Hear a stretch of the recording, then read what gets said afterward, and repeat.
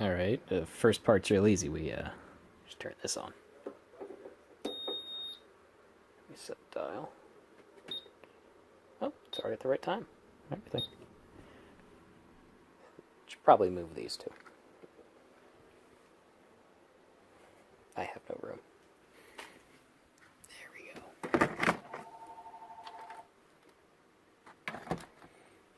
Onto the printer. Alright, here we go. Some Technoprint Easy P. It's a special kind of paper I use just for it.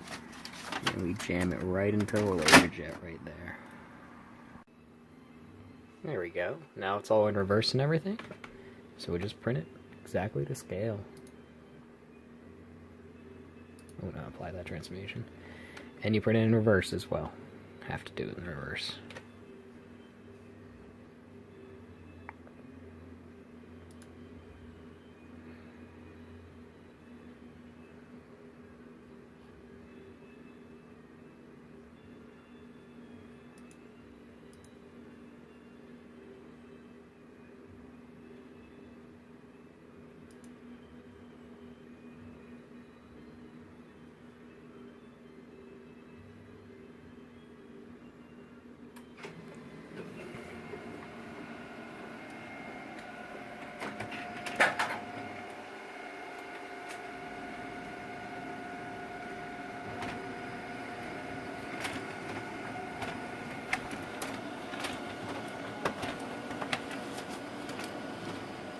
Oh god, how many did I print?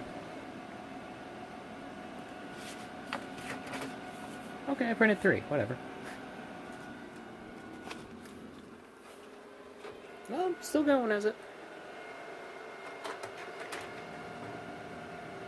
How many did I print?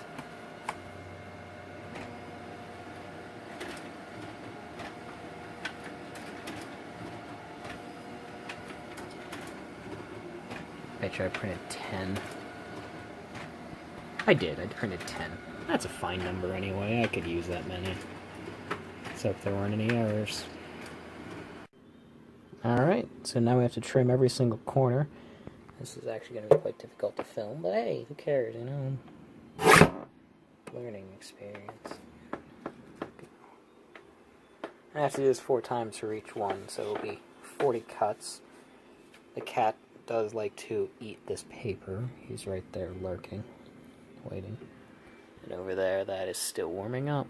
Not quite up to 305 yet. Will be soon.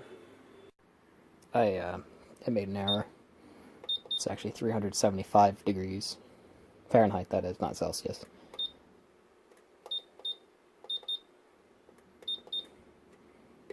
And the time is almost 30 seconds.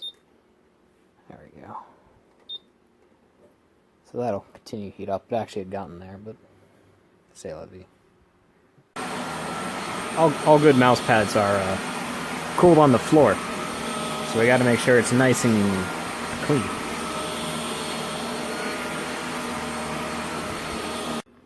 This is just me checking to make sure I didn't just waste those 10 pieces. All that right there, it's hard to see right there because of the shadow, but it's there, is a bleed area. Safety zone in case I misalign the pad.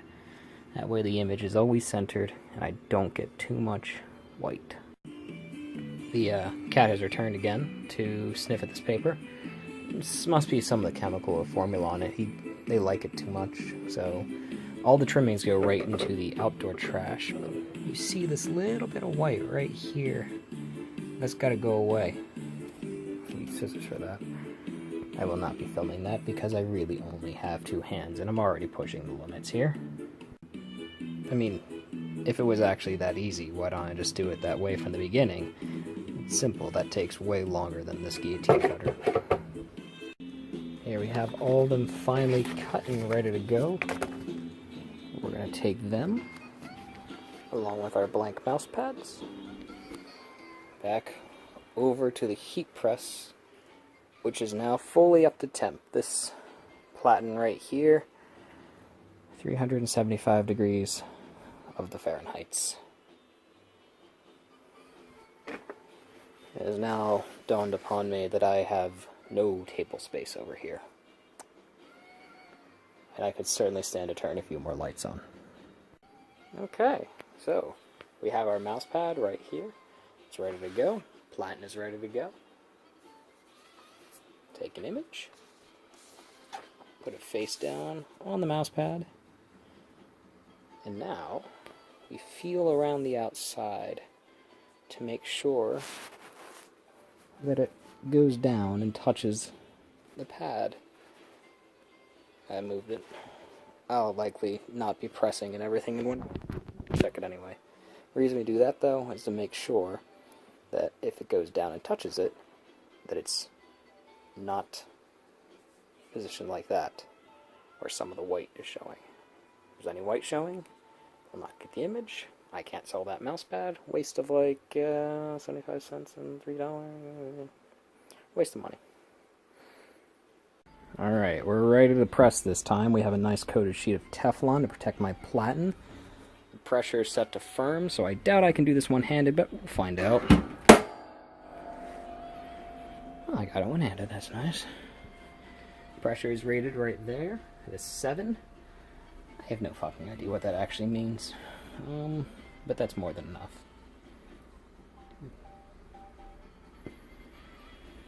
Should get a sticker right here. That'd be nice.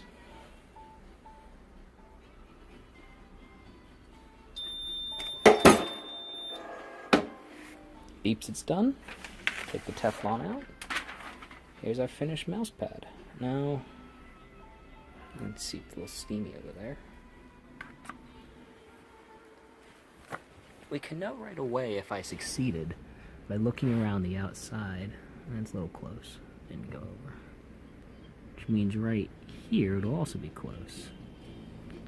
You can still see the outside of the paper, so I didn't screw this one up. I'm gonna let it cool for a little bit.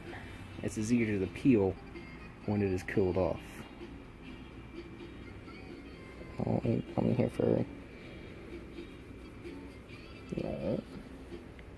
Okay. A lot of this is based off routine. By doing the same thing repetitively, I'll know if I've done something wrong or something's off because it doesn't line up perfectly. I guess that makes sense in my head, I don't know.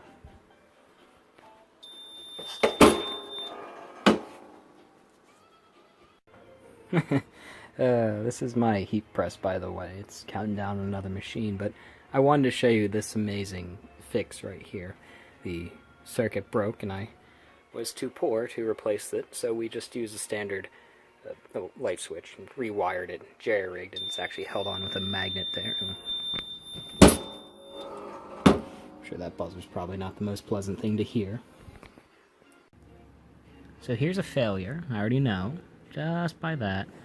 And unfortunately, I did have enough room down here to prevent that. Sometimes it shifts after putting the Teflon sheet on. Sometimes I just am tired and I miss. But in the end of the day, it's okay. My failure rate is only about 1 in 30? 1 in 20? I can't remember since when I last done it. One day I'll get my own workshop, actual proper workshop, without having to fear of cats getting in or anything like that. No cat hairs everywhere. Be nice. These will be big too. Blow them up nice and large. I've memorized everything on them.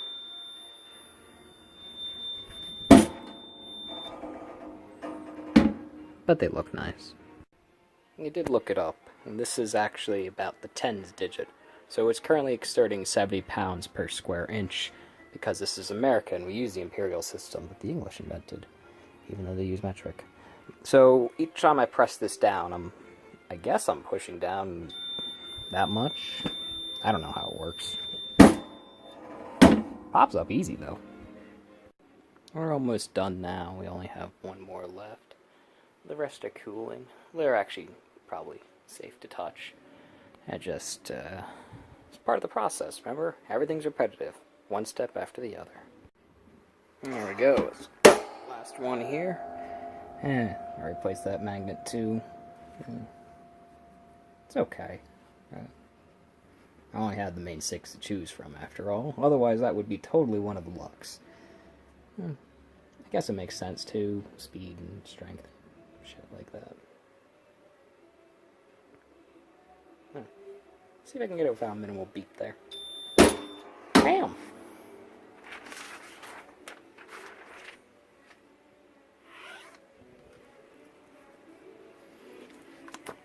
Oh, backwards. Might be close. So there we go. 10 mouse pads now done. Heat press doesn't need to be on anymore, so we just turn it off. Magnets. Very safe, especially for platinums like that. Alright, there's only one step left. That's these right here. The final peel. I've started this one a bit ahead of time, only because I need 2 hands for this, and for me to record the process, well, I'm gonna have to stuff the phone in my mouth.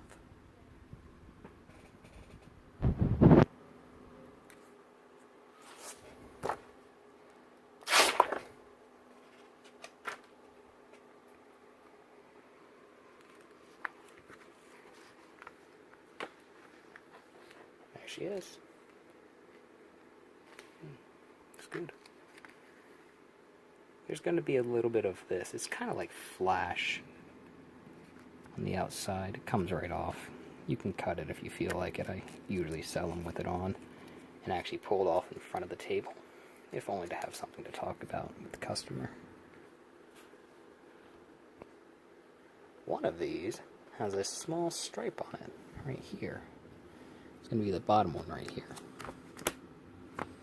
I guess that'll have to go to the artist.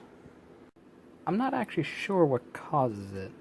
However, I've noted that when peeling these off, if I were to start right here, the pink area, it would inevitably stick more. And I actually might end up ripping the actual mat itself off rather than leaving the image on. So instead, I have to start in one of the darker areas.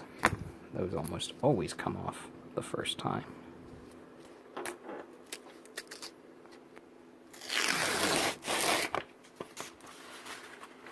Don't know why. Interesting to know. The other issue with white, sometimes you get artifacts like that. It's dust, little things that I can't control getting into it. One of them came out a little bad in that regard. That one right there did. Those won't go away, so that's another one that I won't sell. Or if I do, I'll be to somebody who is getting a discount or something on the mouse pads.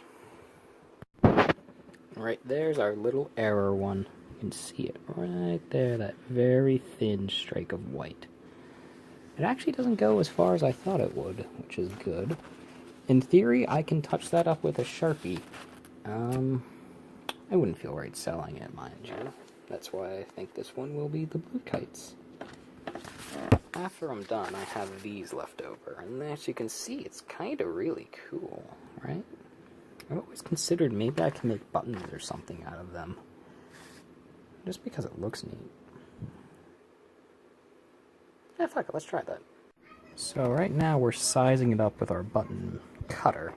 A lot of people have this weird, like, machine that goes down on top like this with a crank, and you turn it around, it cuts a perfect circle. I don't deal with that. So this needs to be a little bit more trimmed before it fits in there perfectly. I personally think that looks pretty darn swanky, but that's just me. There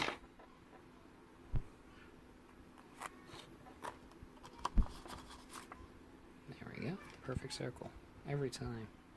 Exact size we need. We're going to cut one more out as a, oh, do they like this paper? Put it on a bottle opener, because I personally want one of these for me. If the others sell, they do. If they don't, well, waste not. Okay, this is everything I need to make the buttons now. I'm not going to actually make all of them, just because I do like doing this on site. So that way, if they want, say, bottle cap openers, or magnets, or whatever heck I'm currently making, then I don't run out of material. Say, oh, sorry, they're only, thingies. That's not dumb. So, this is the shell piece. Regardless if I'm making a bottle opener or a button pin, they all get that. And this is a piece of Lamar. And we look at it in the light to make sure it's perfect. No smudges. Good.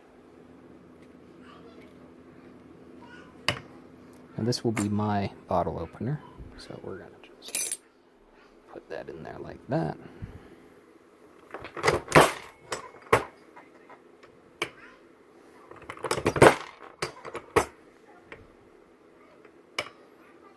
There we are. One bottle opener. All done. I like it. Pins, or buttons, are constructed the same way, with the shell piece going down first, and the image going down second. Now these are poofy because the paper itself curls afterwards when you pull it off. Doesn't necessarily mean it won't work. Just means I'm gonna have to be careful sliding it under there. Just, there we go.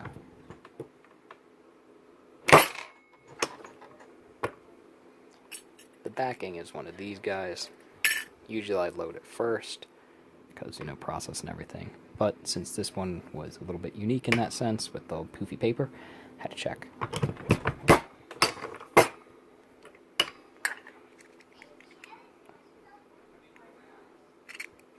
Perfect.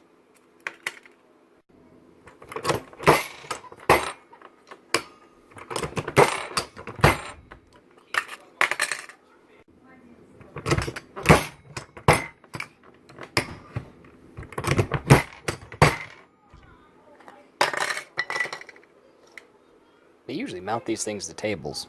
I can see why. The extras are stored in this Tupperware, along with every other design I have. That's all I need.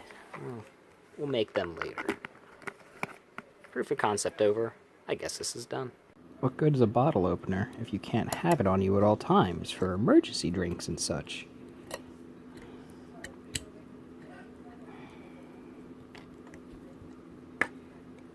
Even if I had two hands, this would still be immensely difficult.